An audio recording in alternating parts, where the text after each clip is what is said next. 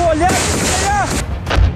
就在缅北战事持续发酵的时候，果敢同盟军在果敢四大家族之一明学昌家族地产下水道挖出2具尸体，尸体包裹严实，疑似被人灭口藏尸。后经工作人员检查，死者面部完整，腐烂程度不高，说明死亡时间并不长。这一新闻联系之前网传的卧虎山庄事件，让人细思极恐。卧虎山庄事件也称1020事件，据传2023年10月20日凌晨，在中方持续反诈骗的高压下，控制果敢卧虎山庄的电信诈骗头目准备将被扣押的数百名中国籍人员进行转移，转移途中有人逃跑，负责看守的果敢警察21营随即开枪，打死打伤70余人。21营追逃无果后，将带头的4人活埋了，其中包括中方卧底。10月21日，云南省临沧市致函老街政府，并且点名要求明学昌给予答复，但后者仍然置之不理。明学昌之前是果敢副主席，也是警察21营的实际掌控人，他的儿子明国安任营长，而卧虎山庄正是他儿子明国安和中国人黄文胜合作开发的。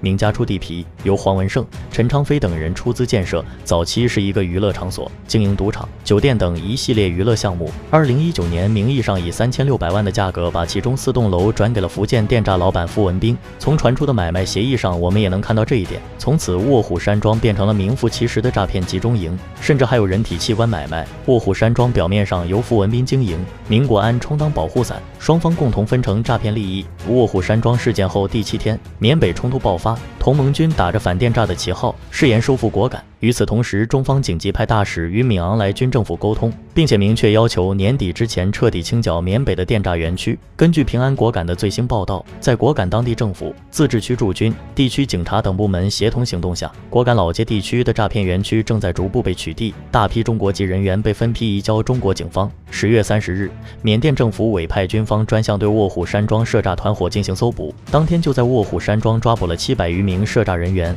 10月31日，部分该团伙重要成员潜逃至东城某处试图躲藏，经地方警察部队的搜捕，卧虎山庄在逃的300余名犯罪分子被分别抓获，部分主要成员将在接受缅甸国家专项部门审讯调查后移交中国警方，其中包括诈骗园区名义上的老板傅文斌，同时还从园区内搜出各类枪械28支。迫于各方压力，白所成家族名下的白鹤公馆也向中国警方移交了2000余名电诈人员，另外位于石原子的某娱乐公司166名涉诈人员也全部移交给中国警方。然而相对于缅甸境内庞大的电诈人数来说，这还是杯水车薪。根据联合国毒品犯罪办公室的数据显示，有超过12万人在缅甸从事电诈工作，其中多数人是被骗到当地并被迫参与犯罪的。另据知情人透露，现在缅北的很多诈骗园区已经放人回国了，所有员工都不要赔付。这并不代表这些诈骗集团大发善心，前几天公司主管层还密谋想要把人员全部贩卖到大其力或妙瓦底的诈骗园区。只不过现在老街出去的道路都被同盟军封锁了，一旦战事扩大到老街城内，这些园区里关着数万人员，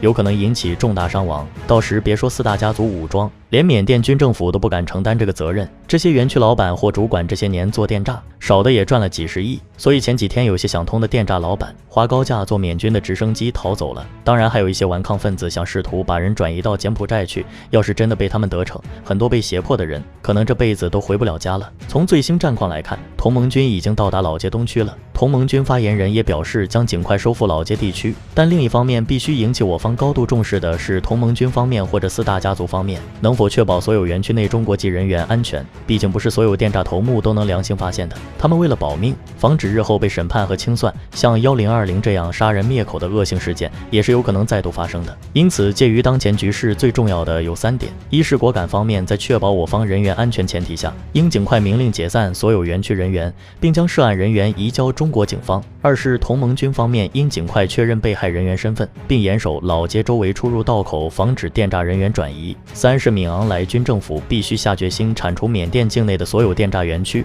并将所有电诈头目和涉案人员移交中方审判。冰冻3尺非一日之寒，电信诈骗的猖獗已经影响了中国千万个家庭，果敢局势的演变并非偶然，缅北地区的反电诈行动也绝非终点。